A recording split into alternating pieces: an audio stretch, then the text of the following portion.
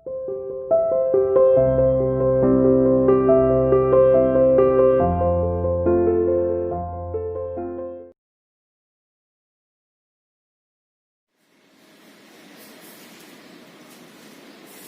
बच्चों, एक बार फिर आप सभी का स्वागत ऑनलाइन क्लासेस या इंटरनेशनल स्कूल में। आज मेरे साथ आप करने वाले हैं क्लास 12 राजनीति शास्त्र का chapter 7 security in contemporary world. इसी चैप्टर के अंदर इससे पहले वाले टॉपिक में हमने जाना कि जो ट्रेडिशनल नोशन है उसके बारे में। ट्रेडिशनल नोशन में हमने एक्सटर्नल सिक्योरिटी और इंटरनल सिक्योरिटी के क्या क्या आयाम हैं उनको समझा, ठीक है ना। किसमें? ट्रेडिशनल नोशन, परंपरागत धारणा क्या है उसके बारे में, आंतरिक और बाह्य सुरक्षा के बारे में जाना। और आज हम बात करेंगे नॉन ट्रेडिशनल, जो सुरक्षा की अपारंपरिक जो धारणा है उसको समझने की कोशिश करेंगे, ठीक है ना। इसमें हम बात करने वाले हैं कि हमेशा जो देश की सुरक्षा है उसका मतलब ये नहीं होता कि इंसान की भी सुरक्षा, उस देश में जो रह रहे लोग वो भी सुरक्षित है। वो कभी कभी अलग हो सकती है इसकी परिभाषाएं। ज्यादातर तो अगर देश आपका सुरक्षित है तो उस देश में रहने वाले नागरिक सुरक्षित है, दोनों एक दूसरे के पूरक हैं।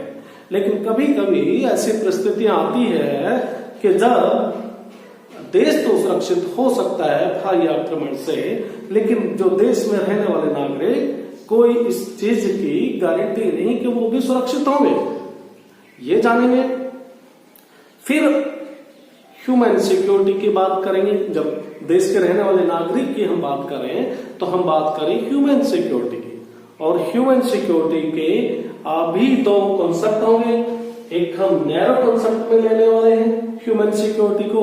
अगर छोटे रूप में समझा जाए तो ह्यूमन सिक्योरिटी का अर्थ क्या है, और फिर इसका ब्रॉड कॉन्सेप्ट समझने वाले हैं ह्यूमन सिक्योरिटी क्या होती है। इसी के साथ ही सुरक्षा, जो ह्यूमन की सुरक्षा से रिलेटेड, चाहे ग्लोबल वार्मिंग की सिचुएशन हो, टेररिज्म हो, या फिर आज आपके सामने फैलती हुई कोविड-19 जैसी पैंडेमिक बीमारियां हो, एपिडेमिक बीमारी हो, जो पूरे विश्व को अपना ग्रास में लेती है।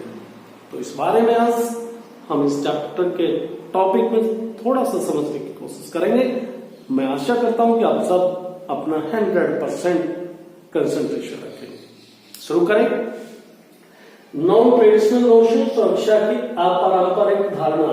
अब सुरक्षा किसको, किससे सुरक्षा? अगर बात करें सिर्फ राज्य ही नहीं, व्यक्ति या समुदाय, या बात करें मानवता को भी, ह्यूमन बीइंग को भी सुरक्षा की जरूरत होती है।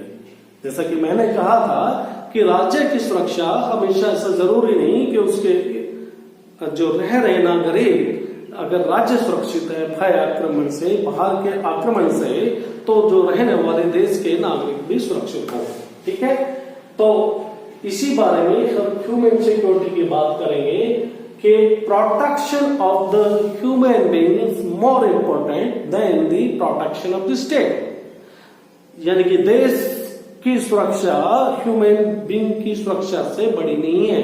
यानी कि ह्यूमन को, इंसान को, मानवता की जो सुरक्षा बड़ी बात है देश की सुरक्षा से, जहां पर आज हम ह्यूमन सिक्योरिटी की बात करने वाले हैं, ठीक है।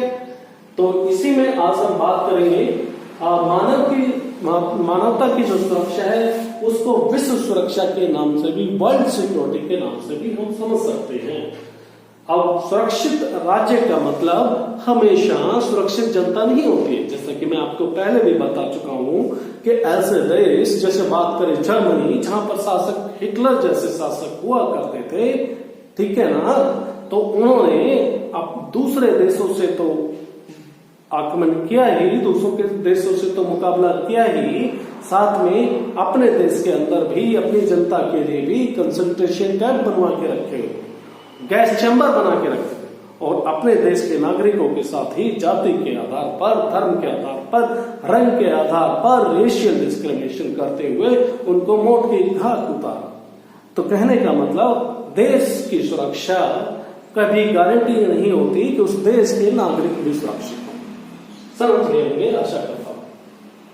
इसी के साथ ही अब हम समझने की कोशिश करेंगे एक नैरो कंसेप्ट जो तत्कालीन जो यूएन सेक्रेटरी जनरल हुआ करते थे, यूनाइटेड नेशन ऑर्गेनाइजेशन के जो सेक्रेटरी जनरल होते थे, उन्होंने एक नैरो कंसेप्ट, एक नैरो धारणा अपनी तरफ से प्रोपोनेंट की थी। ठीक है ना। उनका कहना था जो भी ह्यूमन की जो सिक्योरिटी है उसके बारे में कहना था, जो जनता है, जनता के ऊपर अत्याचार है, वो जो है उनका कहना था उस तरह के उसको आप जनता को अत्याचारों से बचाते हो, जो खून से रक्तपात से उनकी रक्षा करते हो, वो इस नैरो कॉन्सेप्ट में लेते थे। ठीक है ना। जनता के अंदर रक्त ना बहाया जाए, खून की होलियां ना खेली जाए, वो सारा का सारा कॉन्सेप्ट कोफी अन्नान अपने नैरो कॉन्सेप्ट में देते थे। हम बात करते हैं ब्रॉड कॉन्सेप्ट की, जो सबसे इंपॉर्टेंट इसका टॉपिक का हिस्सा है।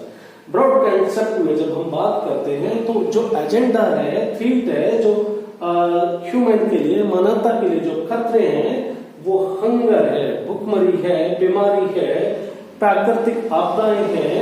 वो जो है बात करें भुखमरी की, बीमारियों की बात करें या प्राकृतिक आपदाएं जैसे भूकंप हो गया, बाढ़ हो गई, वो ज्यादा हानि करती है अगर कंपैरिजन करें किसके साथ, जो एक देश का दूसरे देश के साथ में युद्ध होता है। ऐसा पीछे अनुभव किया गया कि जितने भी नेचुरल डिजास्टर्स हुए हैं उसमें ज्यादा लोग मारे गए हैं।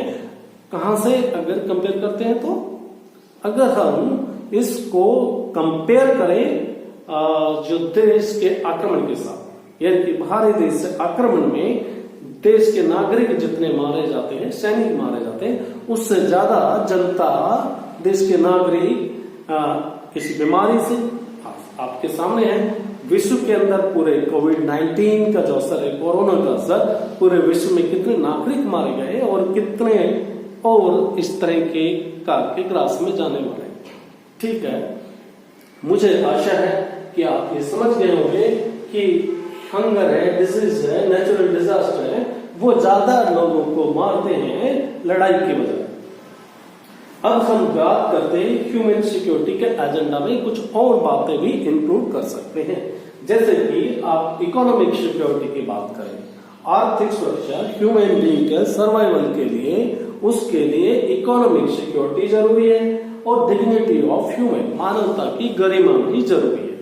अगर रिस्पेक्ट के साथ इंसान जीता है और उसकी इकोनॉमिक आवश्यकताएं पूरी होती है तो वो अपने आप में कहें या तो अभाव से जो मुक्ति हो और या भय से मुक्ति हो, इस तरह से अगर इंसान जीता है तो वो अपने आप को सुरक्षित समझ सकता है। यानी कि किसी तरह की कोई अभाव नहीं हो, जो बेसिक फैसिलिटीज हैं वो मिल जाए या डर ना हो, तो अपने आप को सुरक्षित कह सकता है। ठीक है। अब बात करते हैं विश्वव्यापी खतरे की बात करते हैं। ये तो खतरे ऐसे हुए जो लड़ाई है, युद्ध है, वो किसी एक देश से दूसरे देश, लेकिन कुछ ऐसी समस्याएं हैं जिनका समाधान कोई एक देश चाहे तो भी नहीं निकाल सकता। किसी एक देश की गलती से दूसरा देश उसका खामियाजा भुगतता है। बात करें ग्लोबल वार्मिंग की, वैश्विक तापक्रम की बात करें, कंट्रीब्यूशन जितने भी इंडस्ट्रियल कंट्रीज हैं जिन्होंने आज से 100 साल पहले, 150 साल पहले इंडस्ट्रियलाइजेशन में कदम रखा और आज वो बात करें जैसे बांग्लादेश की, बांग्लादेश ग्लोबल वार्मिंग की वजह से अगर समुद्र तल से 2 मीटर भी जो लेवल पानी का ऊपर और बढ़ता है तो बांग्लादेश की जो 20% आबादी है due to the global warming, वो जो है आप देखेंगे सबमर्ज हो जाएगी। ठीक है ना। तो ये ग्लोबल वार्मिंग जिसके लिए कोई दूसरे देश तो रेस्पॉन्सिबल है, लेकिन उनका खामियाजा कुछ जो समुद्र के आसपास के जो देश हैं उनको भुगतना पड़ता है। इसी के साथ ही बात करते हैं मालदीव्स की। मालदीव्स में भी इसी तरह की समस्याएं हैं।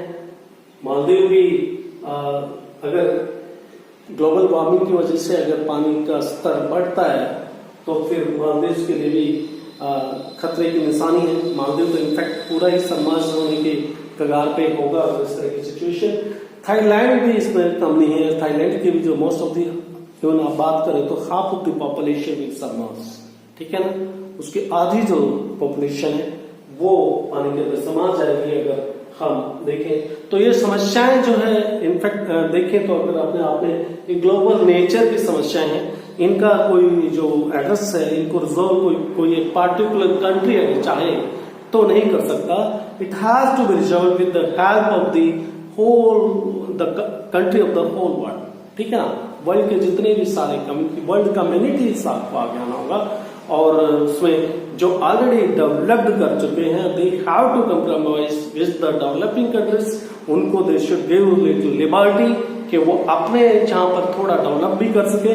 और how with keeping this point of view इन ध्यान में रखते हुए कैसे हाउ वी कैन कंट्रोल और limit the problem of the global warming. और इसी के साथ में जो दूसरी समस्याएं आपने बात की, चाहे एड्स हो, बर्ड फ्लू है या फिर स्वाइन फ्लू, फिर क्यों ना कोविड-19 को आज हम लेते हैं, ठीक है ना। इनको कंट्रोल करने के लिए जो विश्व व्यापक बीमारियां हैं, किसी एक देश तक नहीं है, ठीक है। एड्स किसी एक देश में नहीं है, ट्यूबरक्लोसिस बहुत सारे कंट्री के अंदर फैला हुआ, या फिर कोविड-19 को आज आप देख रहे हैं, ठीक है ना। तो इन सभी समस्याओं के लिए there is a need to contribute to address the problem of this, and every country of the nation, every country of the world has to put their efforts in this direction to resolve all this issue। इसी के साथ आज का जो topic है यहीं पर समाप्त होता है। नए टॉपिक के साथ फिर दोबारा हाजिर होंगे, तब तक के लिए नमस्कार। Stay home, stay safe, thank you.